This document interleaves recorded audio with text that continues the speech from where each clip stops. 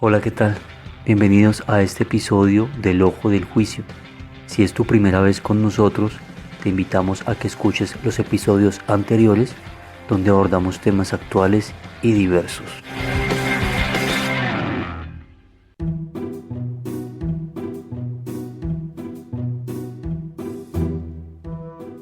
Hay algo que todos los días uno hace y por inercia simplemente se dedica a hacerlo. Muchísimas personas les gusta usarlo como arte, otras como oficio, otras es la pasión de la vida, otras es el diario y es comer, cocinar, preparar alimentos para satisfacer esos antojos y esos gustos que nos damos cuando lo hacemos. Pero lamentablemente no es tan fácil simplemente comer y ya, o darnos gusto con todo lo que nos llama la atención, sino también aprender a saber cómo es la manera correcta de alimentarnos, saber qué nos estamos comiendo y dependiendo de cómo estemos en nuestra salud, también debemos tener cuidado con todo lo que consumimos. Por eso es importante y hoy quiero dedicar este episodio a que las personas sepan un poquito más de cómo alimentarse adecuadamente, de la nutrición, de una dieta saludable y por eso nos acompaña Jean-Pierre Beruti, que es una persona que conoce muchísimo este tema. Buenos días, Jean-Pierre, ¿cómo estás? Buenos días, Alex. Muy bien, ¿tú qué tal? Excelente, gracias. Jean-Pierre, cuéntanos un poquito sobre ti y cómo llegas a todo este conocimiento sobre la nutrición. Bueno, Alex, yo primero que todo, yo estudié ingeniería electrónica y telecomunicaciones, entonces de entrada digo que no es parte de mi profesión, sino que hace 14 años me dio, cuando era pequeñito, tenía 12, 13 años, me dio diabetes mellitus tipo 1. Entonces, eso es un proceso bien complejo cuando uno es pequeño por el tema de los dulces y las restricciones que tiene que tener. Eh, entonces, en mi casa empezamos a buscar profesionales de la salud que pudieran ayudarnos con, con el manejo de las dietas. Porque normalmente cuando uno le da diabetes le dicen, vea, usted tiene que dejar de comer esto, esto, esto y esto. Eso nunca, el azúcar ni por nada del mundo la puede tocar y tiene que básicamente restringirse mucho en todo lo que tenga que ver con azúcares. Resulta que conocimos un nutricionista que se llama Roberto Jaraba Brun. Él fue excelente en la formación que me hizo, porque no solo se encargó de hacerme el proceso de dieta, sino de formarme para que yo mismo pudiera tener este conocimiento y poderlo aplicar a diario. Adicionalmente, dentro de mis años de diabetes, he realizado diferentes cursos sobre nutrición y entrenamiento. El último duró un año larguito. Ese específicamente fue un curso relacionado con entrenamiento deportivo y biomecánica aplicada, pero lo que quiero decirle a la audiencia es básicamente que yo no soy un experto del tema, que siempre es necesario formarse con una persona que sepa el tema, que se haya estudiado el tema, que esté al día y a la vanguardia, y que lo único que yo vengo a hacer aquí es poder aportar de lo poquito que sé lo que más pueda. Entonces está muy bien y eso es la idea, que todo ese conocimiento que uno adquiere por la experiencia se pueda compartir y ayudar a muchas personas que lo necesitan, como en este caso lo estamos haciendo y por eso te lo agradezco muchísimo. Bueno, Jean-Pierre, y cuéntame un poquito, actualmente a qué te dedicas. Actualmente estoy trabajando en una fundación, en un proyecto de telecomunicaciones en el departamento del Cauca, y estoy formándome mucho en lo que está relacionado con inteligencia artificial y machine learning. Ah, no, perfecto, eso está muy bien. Espero que te vaya muy bien en eso y que sigas pues aportando muchísimo a las personas en todo lo que tienes ese conocimiento. Bueno, ahorita para iniciar me gustaría que habláramos un poquito sobre cuáles son los alimentos realmente sanos y cuáles son los perjudiciales, que fue una recomendación que me hizo usted para iniciar, porque finalmente uno todos los días come, pero hay cosas que realmente no deberíamos comer y otras que sí necesitamos consumir. Listo, ese fue el primer descubrimiento que tuve como diabético, y es que después de tener tantas restricciones de muchos médicos que me veían y me pasaban un listado de las cosas que no podía comer, y no solo pasa con con mi diagnóstico, sino con muchos otros diagnósticos, que llegan los médicos y te pasan un montón de alimentos como diciéndote, estos son los alimentos buenos, estos son los alimentos malos, y si tú comes de estos malos, entonces te estás haciendo daño, y en realidad eso eso está mal, eso no es así. Cuando conocí a este personaje que te comenté, él me empezó a formar en todo este tema y me explicó que realmente no existen alimentos buenos o alimentos malos. Sin embargo, hay ciertos alimentos que causan alteraciones en nuestro organismo, que de pronto no son las alteraciones que nosotros deseamos. Un ejemplo, por ejemplo, ahorita vamos a ahondar un poco más en el tema, pero lo que nosotros solemos llamar azúcares está contemplado en algo que se llama carbohidratos, y esos carbohidratos se representan por un factor que se llama el índice glucémico. Ese índice glucémico lo único que dice es qué tan rápido entra ese alimento a tu cuerpo, qué tan rápido se digiere. Entonces, y llega a la sangre para volverse glucosa.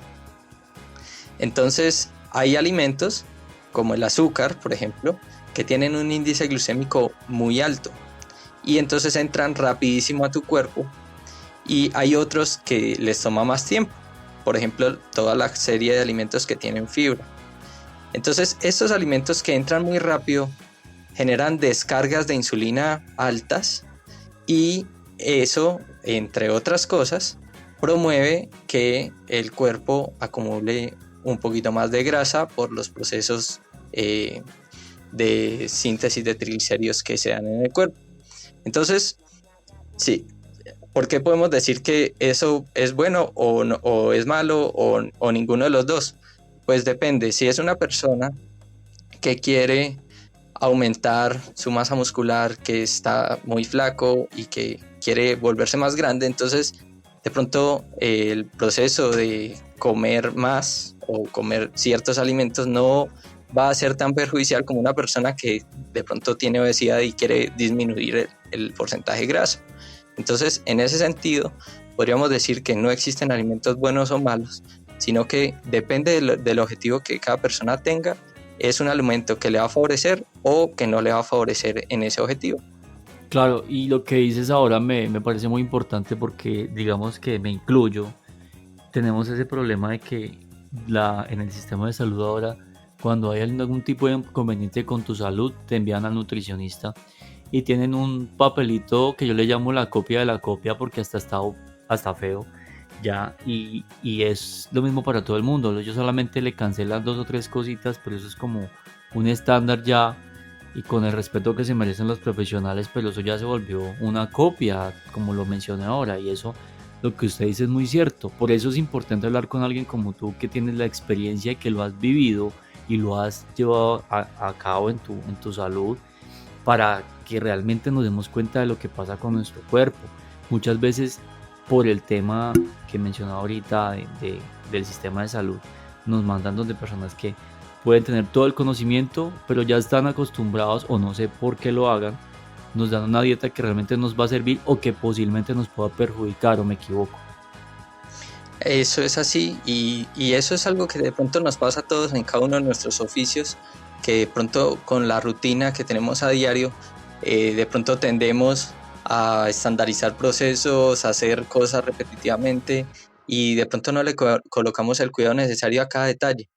Eso pasa también en la profesión, eso nos pasa a todos y también pasa en las profesiones de la salud, y por eso algo que me parece súper esencial, y ahorita cada vez que voy donde algún médico nuevo o alguna especialidad, es lo que busco, una persona que esté conmigo en esa cita y que me atienda y me explique, porque una persona que te explica es una persona que conoce a fondo cada una de las cosas, cada uno de los factores que intervienen en el proceso. Entonces, en este tema de salud y nutrición, es muy, muy, muy, muy importante dar con un profesional de la salud que te forme, que te enseñe, que te explique, que te dé cada uno de los detalles para que tú mismo o tú misma que nos estás escuchando pueda realizar esos procesos de una manera mucho más sencilla y sin tanta complicación. Sí, es que eso es lo más importante, por eso agradezco que estés acá hoy, porque como mencionaba anteriormente, la experiencia es lo que realmente nos da el conocimiento. En este caso la tuya es muy valiosa.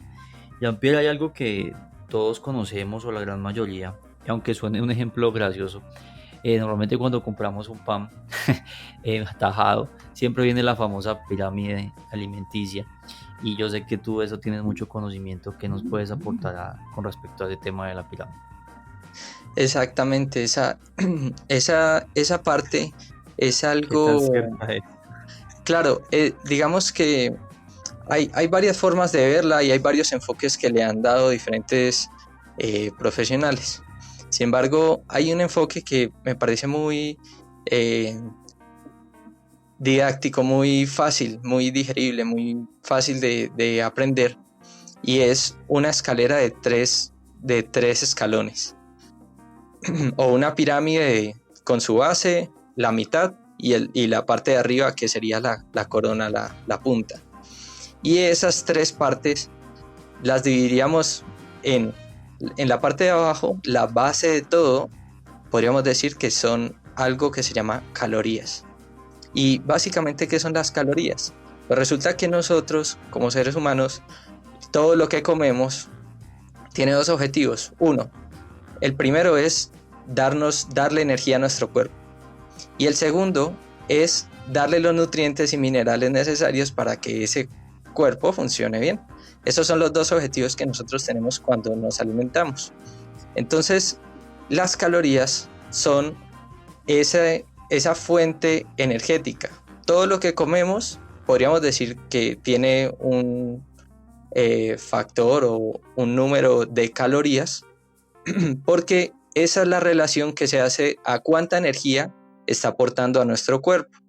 Entonces, si por ejemplo nosotros nos comemos, eh, ahorita vamos a andar más en qué sería mejor, pero si nosotros nos comemos un paquete de papas que tiene 100 calorías, o nos comemos una porción de arroz que tenga 100 calorías, pues con ambos le estamos aportando la misma cantidad de energía a nuestro cuerpo. Ahora ya más adelante, cuando vayamos avanzando en la pirámide, en la escalera, nos vamos a dar cuenta de, dependiendo de lo que comamos, qué reacciones tienen qué reacciones cumplen en nuestro cuerpo y cuáles nos favorecen más o no.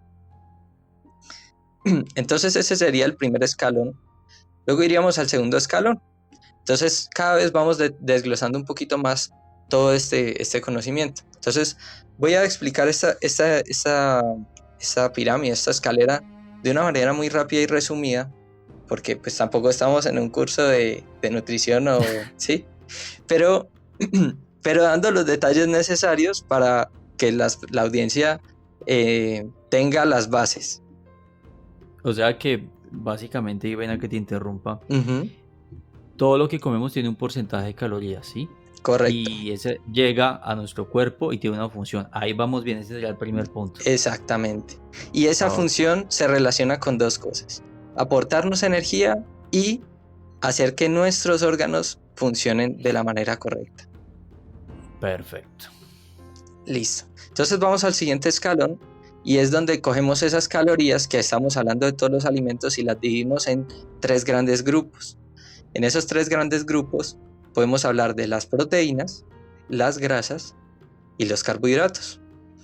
En esos tres grandes grupos, ahí podemos coger cada uno de los alimentos y mirar, por ejemplo, que un arroz te aporta 45, una porción de arroz te aporta 45 gramos de carbohidratos, te aporta tantos gramos de grasa y, por ejemplo, 0 gramos de proteína. Entonces, en cambio, por ejemplo, otro alimento que pudiéramos ver, por ejemplo, algo que comamos normalmente, o cualquier porción de fruta. Una manzana podría aportar, nos aportaría 15 gramos de carbohidratos, 0% de grasa, 0% de proteína. Entonces ahí podríamos hablar y podríamos darnos cuenta que hay alimentos que nos aportan los 3 macronutrientes, carbohidratos, grasas y proteínas. Hay otros alimentos que nos aportan 2 y hay otros alimentos que nos aportan 1 solo. Por ejemplo, Ok. si nosotros tenemos un huevo y ese huevo lo cocinamos, también depende de la forma como nosotros tratemos los alimentos. Si nosotros cocinamos ese huevo, pues no le estamos aportando la grasa que le aportaríamos si lo fritamos. Entonces, Ok. ahí también entra un poco el manejo que le dé cada persona dependiendo del objetivo que tenga. Porque bueno, hay algo y es que las grasas hoy por hoy son algo que nadie quiere en su dieta, pero que es necesaria. De hecho, la recomendación mínima de grasa es 0,75 gramos de grasa por kilo de peso. O sea que si yo peso 50, 50, pues tengo que comer alrededor de entre 40 y 50 gramos de grasa al día. Ok. Sí, entonces, y no es solamente porque tenga que hacerlo o porque me aporte energía, sino que ahí está muy relacionada con esa segunda función.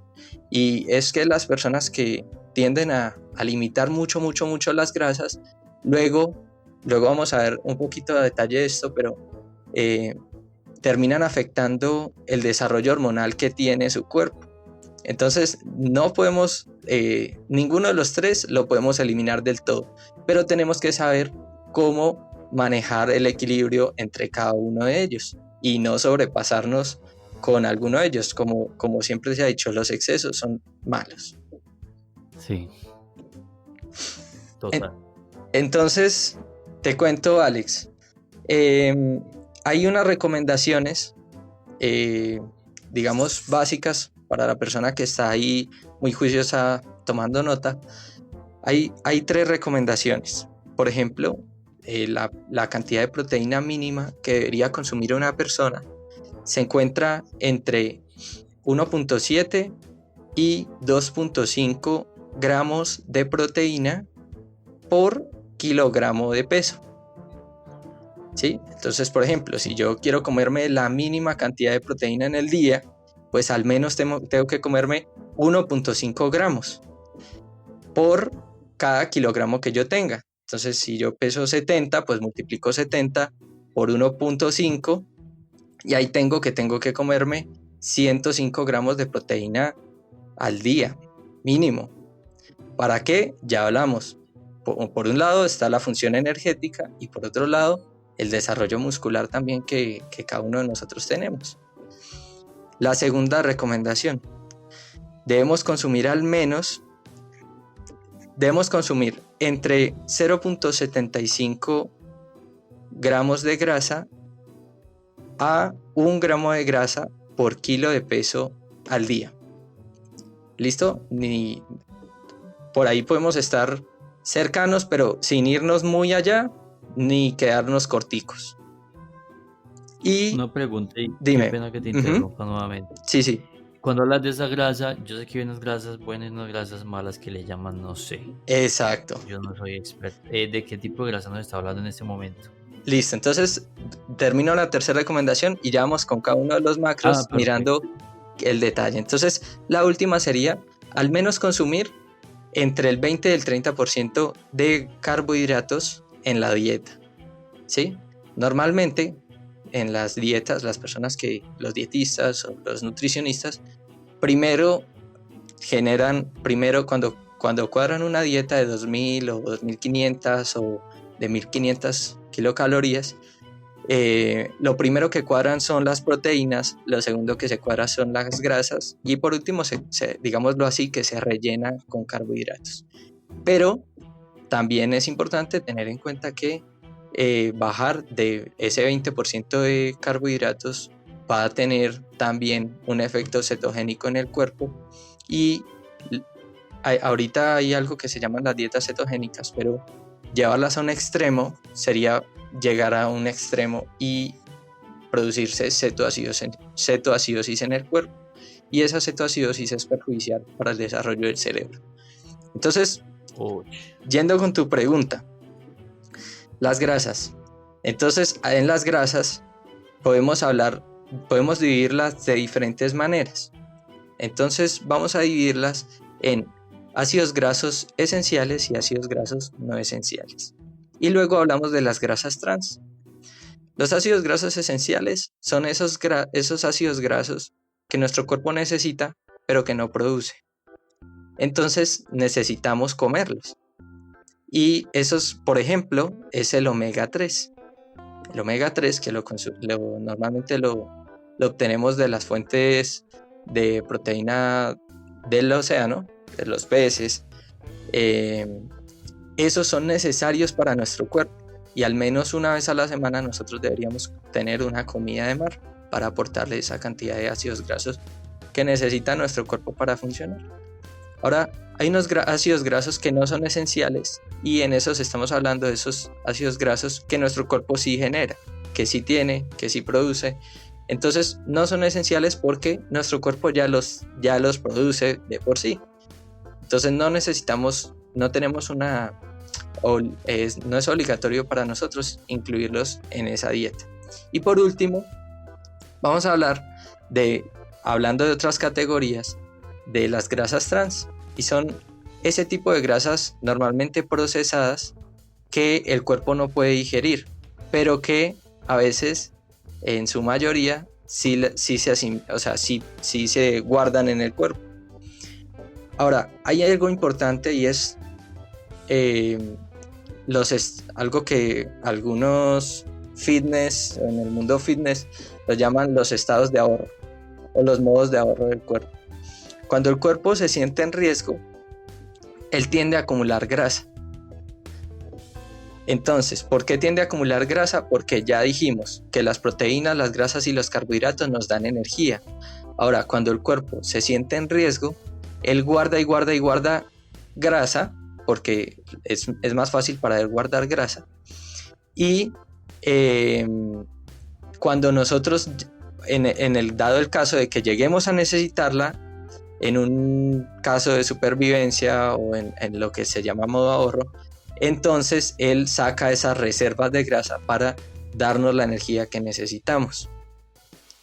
Entonces, digamos que ese es el porqué a gran escala, el por qué nosotros nos volvemos más gorditos o menos gorditos, acumulamos más grasa o menos grasa, sobre todo para las personas que nos están escuchando y que están preocupadas porque tienen mucha grasa abdominal. Este tip que les voy a dar es súper importante, y es el siguiente: cuando ustedes vayan donde una persona, un nutricionista, una persona del mundo fitness, el entrenador del gimnasio, cualquier persona que les diga que se puede eliminar grasa localizada, es decir, que nosotros podemos atacar de una manera especial la grasa del abdomen,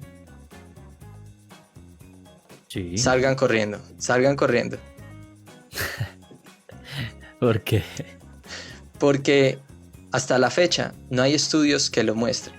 No hay estudios que muestren que se puede perder grasa localizada. Cada persona, debido a sus genes, tiene depósitos de grasa en diferentes partes del cuerpo.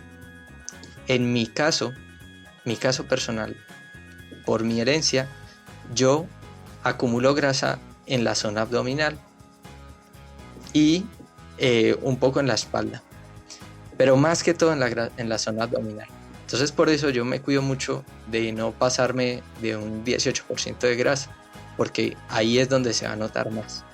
Ahora, cada persona tiene que evaluar desde su genética dónde son esos depósitos de grasa.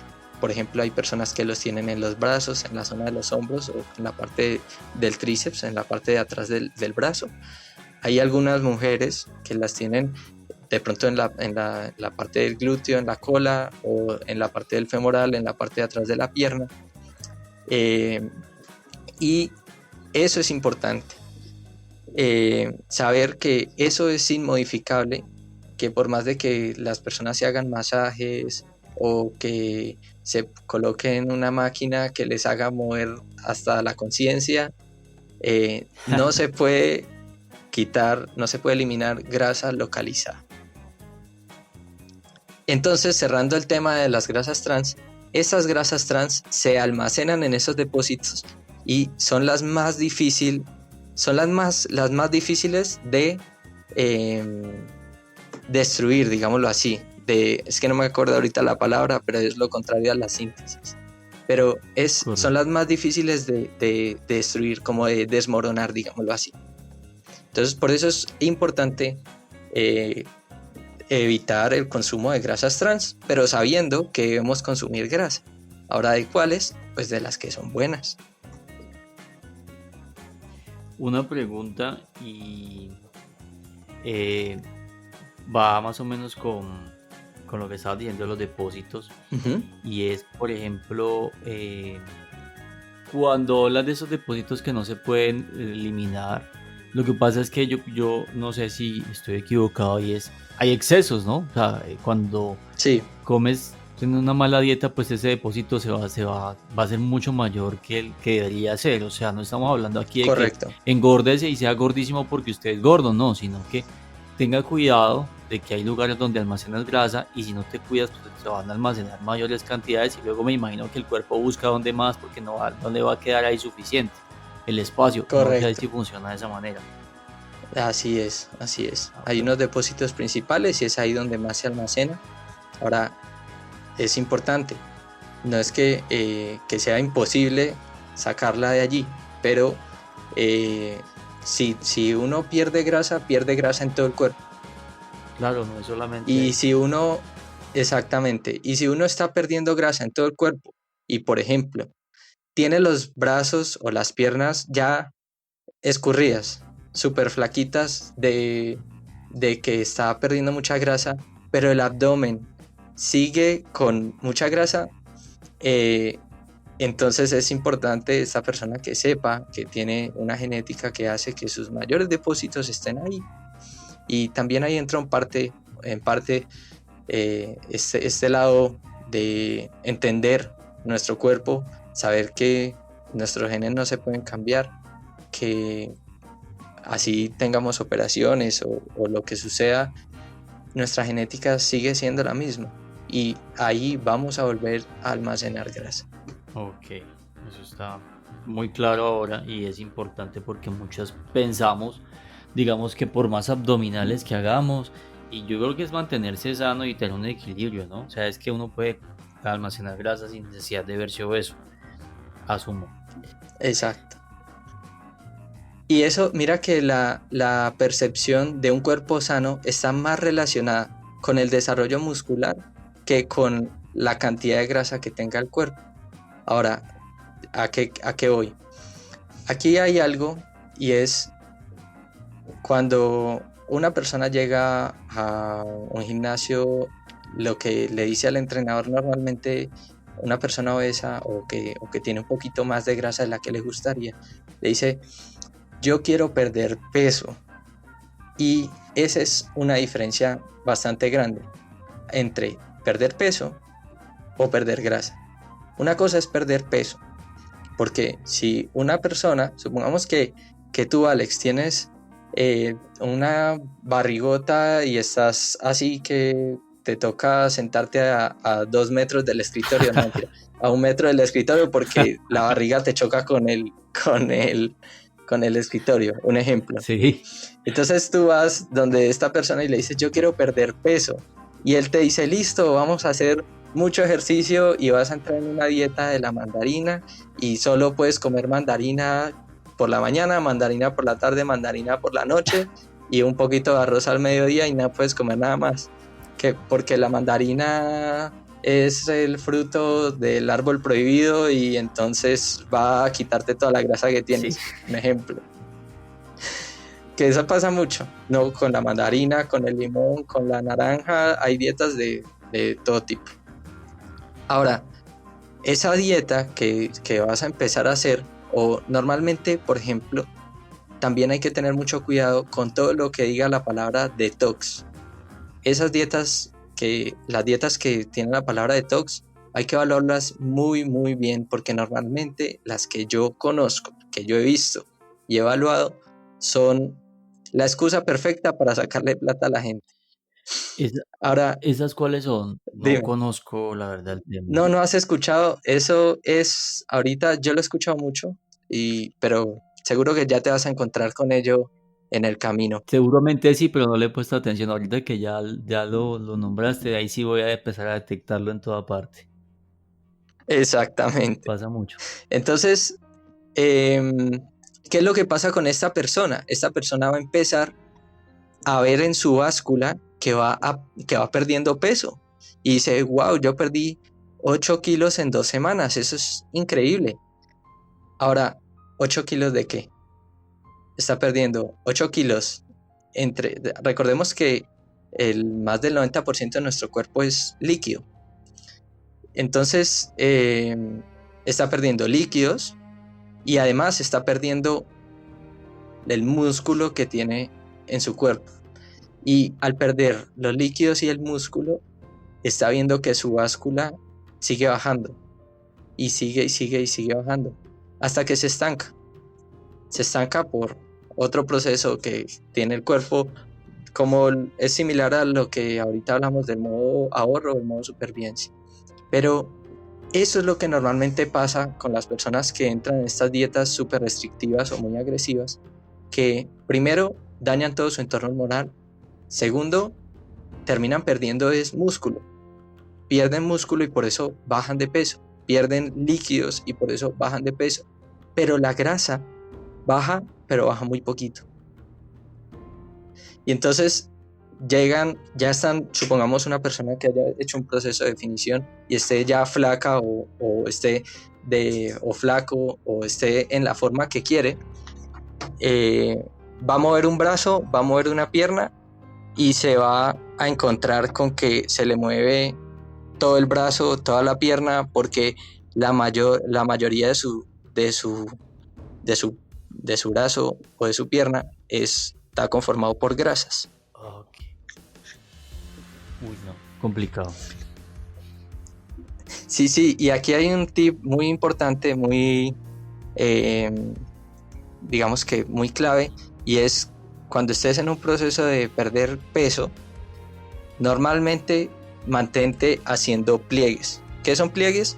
Cogerte con tus dedos y apretarte el músculo como si estuvieras jalando la piel. Entonces, por ejemplo, Alex, hazlo en este momento. Libera uno de tus brazos, estíralo y en la parte de atrás intenta coger la mayor cantidad de piel que puedas. Ok. De pronto vas a sentir un poquito el músculo, Sí. pero luego el músculo se va a ir quedando a la medida que tú vayas apretando y te va a quedar un pliegue. Sí. ¿Listo? Sí. Listo. Ese pliegue que tiene líquidos, tu piel y el porcentaje graso. Entonces ahí es donde tú vas a ver si estás disminuyendo grasa o si no.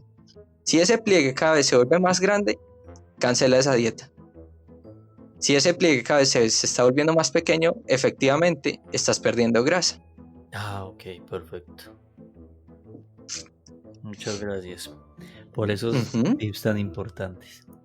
¿Y algo que quieras de Así pronto es. adicionar a esta parte que estamos hablando ahorita? ¿Falta algo que de pronto se me esté escapando? Dos detalles. Uno, hace ratico hablamos de por qué el cuerpo almacena grasas. Y aquí hay algo que se me escapó, pero que es muy importante, y es que la cantidad de energía que nos dan las proteínas, los carbohidratos y las grasas son diferentes. Las proteínas y los carbohidratos, los carbohidratos, nos aportan por 1 gramo de carbohidrato o por 1 gramo de proteína 4 calorías. Es decir, digamos que 4 porciones de energía. Pero las grasas, por cada gramo de grasa nos aporta 9 calorías o 9 porciones de energía. Entonces también es por eso que nuestro cuerpo almacena grasas, porque es la mejor o la mayor fuente de energía que puede tener. Ya. ¿Listo? Y un segundo aporte. Cuando tú piensas, por ejemplo, vas a imaginarte un gimnasio, ¿listo? ¿Ya Sí. lo tienes? Sí, claro que sí. Listo. Ese gimnasio tiene una zona de máquinas y una zona cardiovascular que tiene máquinas para correr. ¿Estamos? Sí, claro. Si tú piensas en una persona que está perdiendo peso, ¿en cuál de las dos la ubicas? Pues yo pues pensaría que en la parte de cardio, ¿no? Exactamente. Y es por eso que también muchas personas, de pronto las personas que sí están siguiendo una buena dieta, no están llegando a perder la cantidad de grasa que quisieran perder. Y es porque, claro, el ejercicio cardiovascular, además de que nos aporta grandemente a la salud cardiovascular precisamente, lo que es trotar, correr, ejercicios de alta intensidad o de baja intensidad, el baile, zumba, toda la cantidad de dinámicas que puede haber en un gimnasio.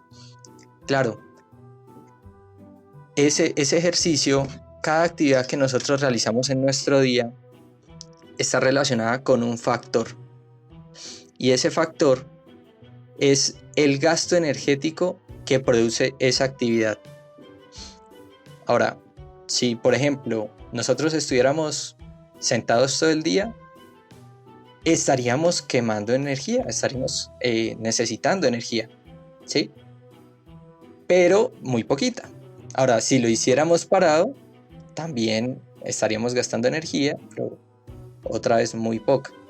Si nosotros estamos caminando, pues ese factor cada vez va creciendo. Ahora, cuando nosotros entramos a hacer un ejercicio cardiovascular, gastamos menos energía de la que podríamos gastar si hacemos un entrenamiento de fuerza. ¿Por qué? Porque el nivel de esfuerzo que le estamos requiriendo a nuestro cuerpo es menor.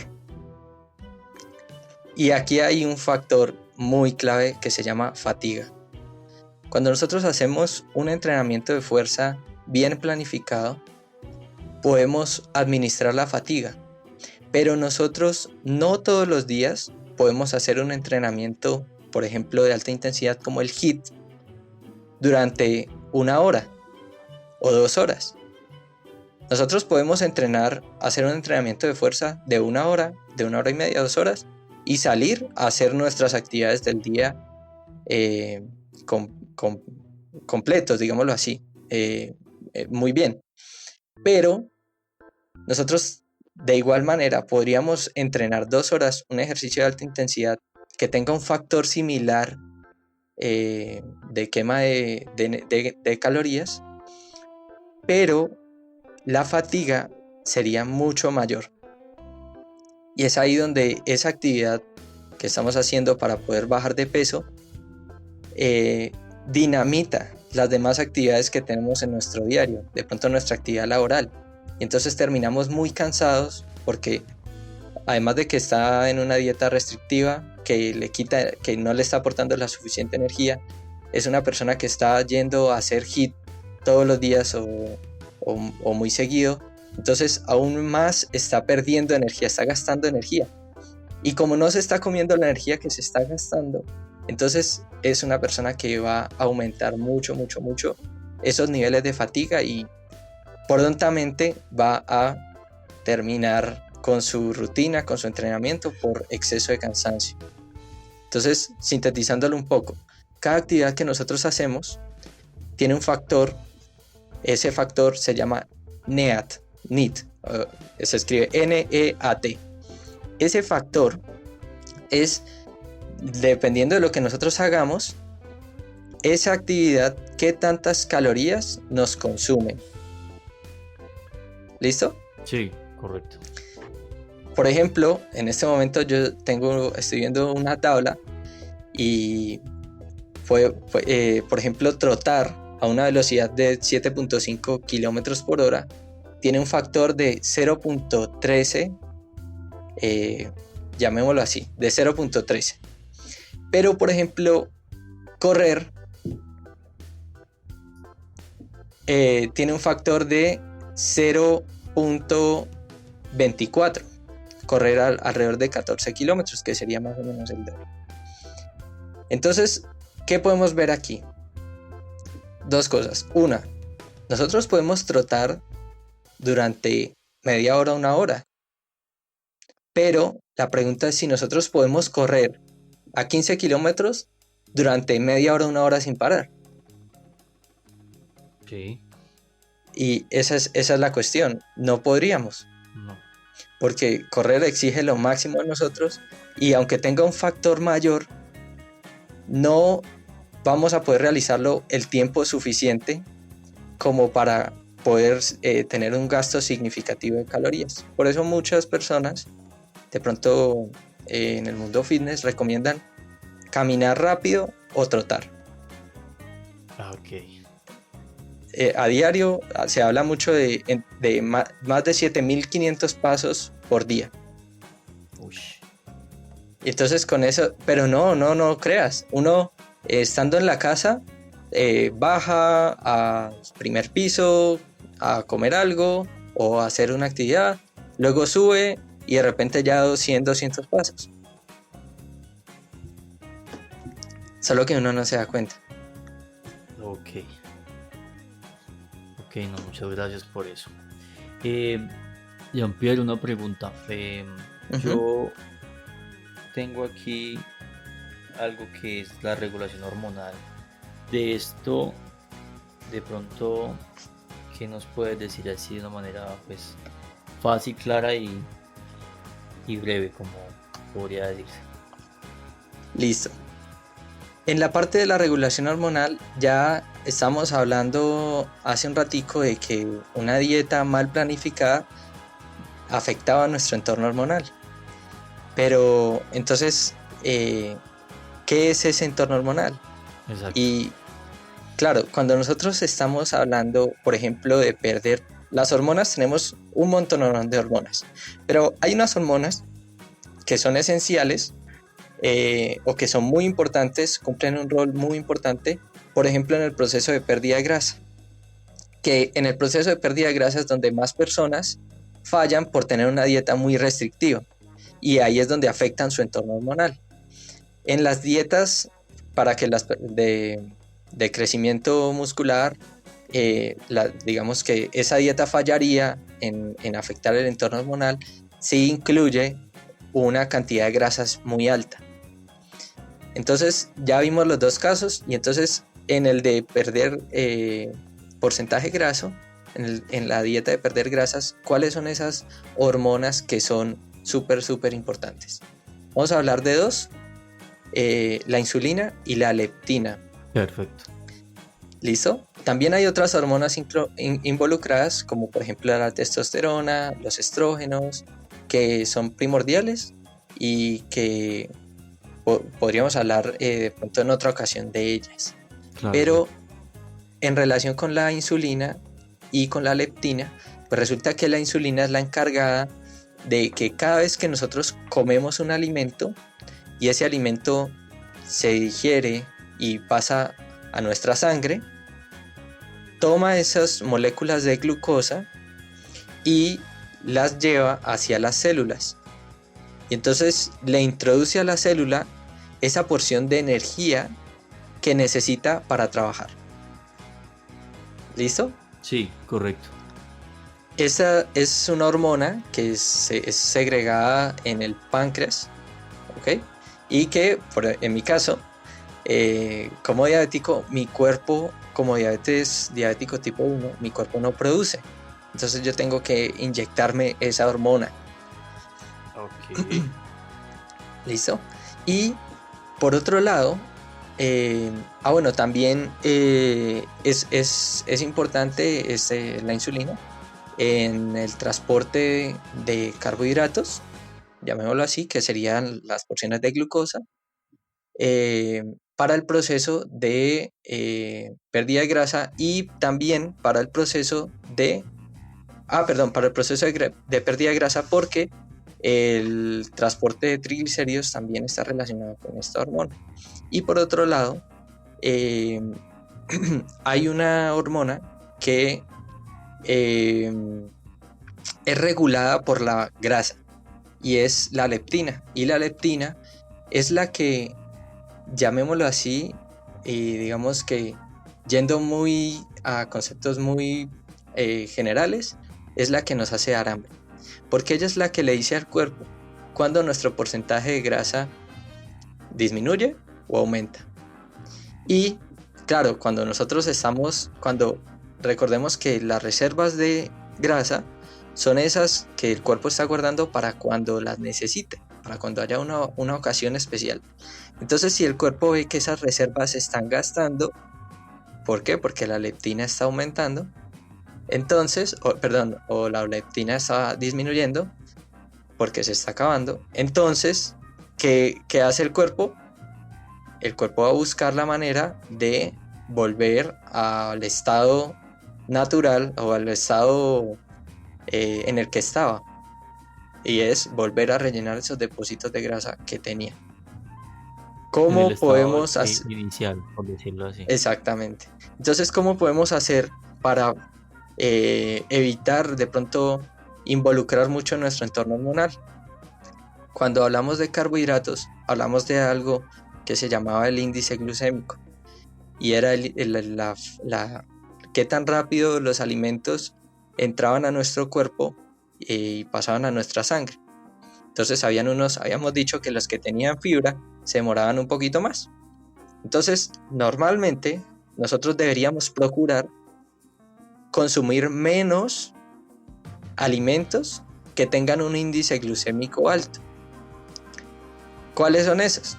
Normalmente los que estén más procesados y los que, por ejemplo, el pan, que tiene un índice glucémico alto, o el azúcar, esos alimentos, si bien no le hacen daño a nuestro organismo, sí tienen este efecto de entrar muy rápido a la sangre y hacer que se disparen cargas de insulina muy altas, y entonces la leptina baja.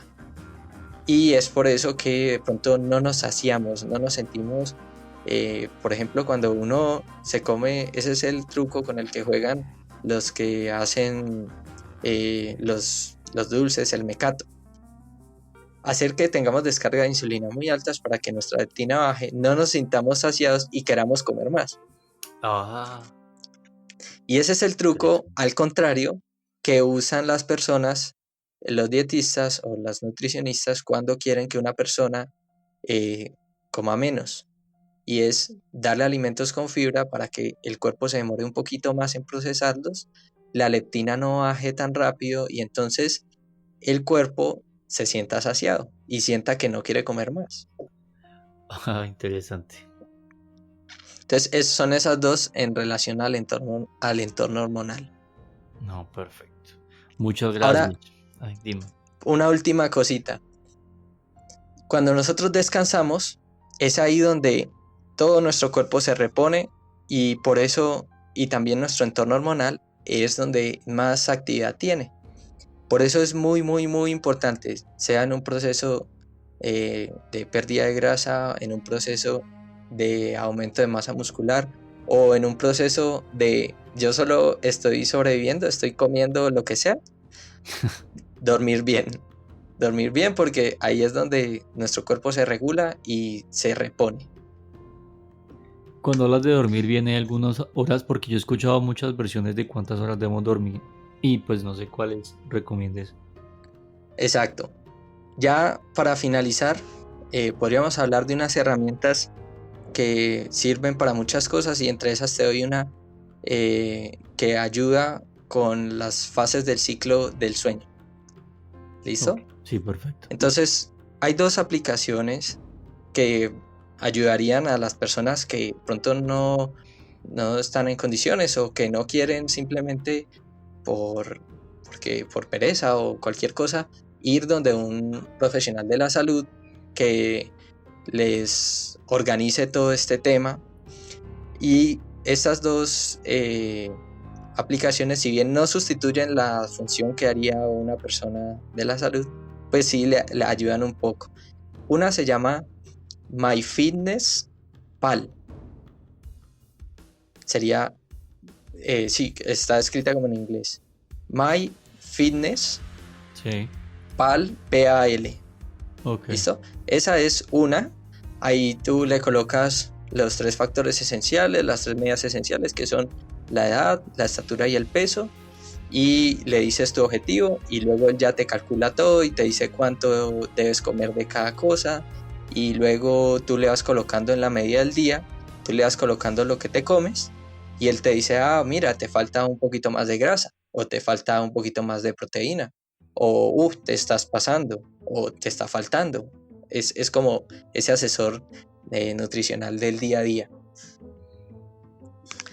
Hay otras aplicaciones como esta, que por ejemplo hay una que se llama Fat Secret, como el secreto de la grasa, Fat Secret. Hay otra que se llama Yazio, con Z y con Y, Y-A-Z-I-O. A mí es la que a mí más me gusta, porque tiene un montón como de recetas y planes, y es muy, tiene también un diseño gráfico muy bacán. Esas 3 de manera como de dieta, nutrición y eso. Y hay 2 aplicaciones muy chéveres y muy interesantes para la parte del sueño. Una se llama Sleep Cycle, como ciclo de sueño. Sleep Cycle, tiene un loguito amarillo. Ok. Y hay otra que se llama Sleep Monitor y tiene un loguito azul. La primera, las 2 cumplen funciones distintas, pero son bien interesantes. La que tiene el loguito naranja, que es Sleep Cycle, ella, cuando tú te vas a acostar a dormir, la pones cerca para que pueda escuchar tu respiración. Si quieres evitar la radiación o cualquier tema de estos, de que la radiación que es perjudicial para el cerebro o 5G o todas estas teorías como de conspiración, colocas tu celular en modo avión. Ok. Y entonces el celular en modo avión precisamente lo que hace es apagar toda clase de radiación que llegue o que salga de él. ¿Listo? Entonces, primero, esa aplicación va, desde que tú te acuestas, va a monitorear tu ciclo del sueño en su versión gratuita. Tiene una versión gratuita y una versión de pago. En mi caso yo uso la versión gratuita porque es muy completa, y en esa versión gratuita ella va a monitorear tu ciclo del sueño y te va a despertar. Él te va a decir si en un rango de 40 minutos, 30 minutos o 20 minutos, supongamos que tú te quieres levantar a las 6 de la mañana o a las 5 de la mañana, entonces tú le colocas esa hora y él te va a despertar entre las, por ejemplo, si fueran las 6, entre las 6 y las 5:30 de la mañana, con el objetivo de que como él está evaluando tu respiración y ahí puede mirar en qué tan profundo es tu sueño, va a haber un momento, porque el sueño se da por ciclos, va a haber un momento en el que tú vas a estar en la parte más liviana de tu sueño. Y esa parte más liviana va a estar entre las 5 y las 6, entre las 5:30 de la mañana y las 6 de la mañana. Y ahí es donde te va a despertar. Y te vas a dar cuenta que nunca más te vas a volver a levantar de mal genio, por ejemplo, o como pesado, como que no quieres levantarte. ¿Por qué?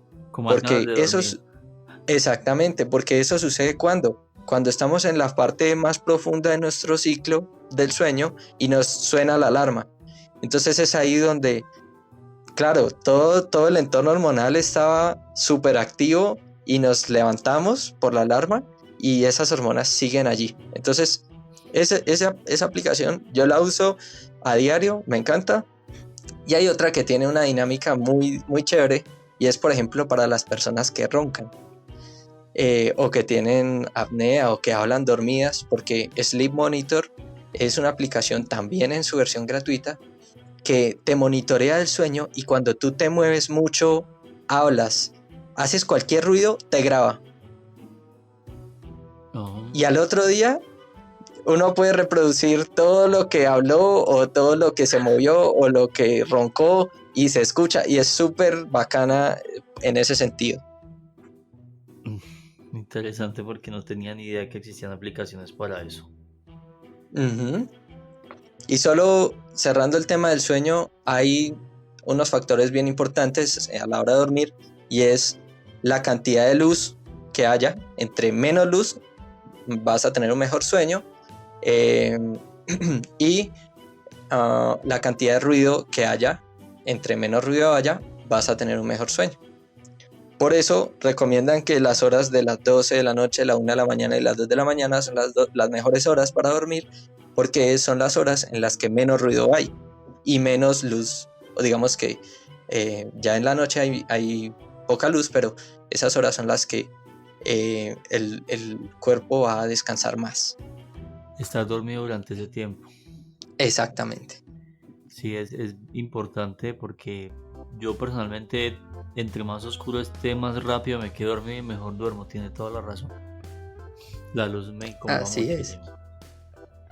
Jean-Pierre, pues Y yo... Dime.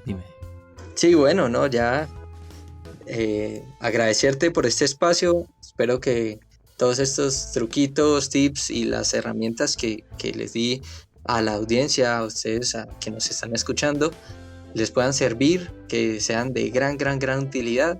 Y pues nada, hasta una próxima ocasión, Alex. No, claro que sí, porque hay muchas cosas que quedan por allí que nos podrías aportar muchísimo, y te agradezco por tomar este tiempo. Y nada, pues quedo como iniciado un poco. Entonces, en otra oportunidad me gustaría que volviéramos a conversar, y para que la gente que nos va a escribir y nos escribe nos digan qué otro tema con respecto a la nutrición quieren que toquemos, y Jean-Pierre con mucho gusto nos cuenta todo lo que él sepa al respecto. De verdad, muchas gracias, y espero que tengas un excelente día, una excelente semana, todo lo que te salga de maravilla, y gracias nuevamente por compartirnos toda esta información tan valiosa. Muchas gracias, Alex. Gracias a ti, Jean-Pierre.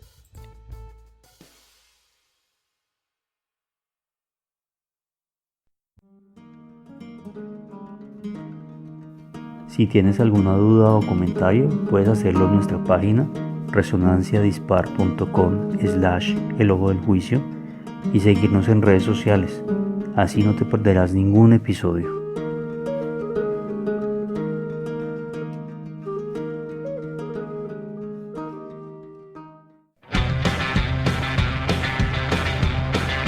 Recuerden que cada domingo es nuestra cita en el logo del juicio. Quien les habla, Alex Ortega, y me despido deseándoles a todos lo mejor para sus vidas.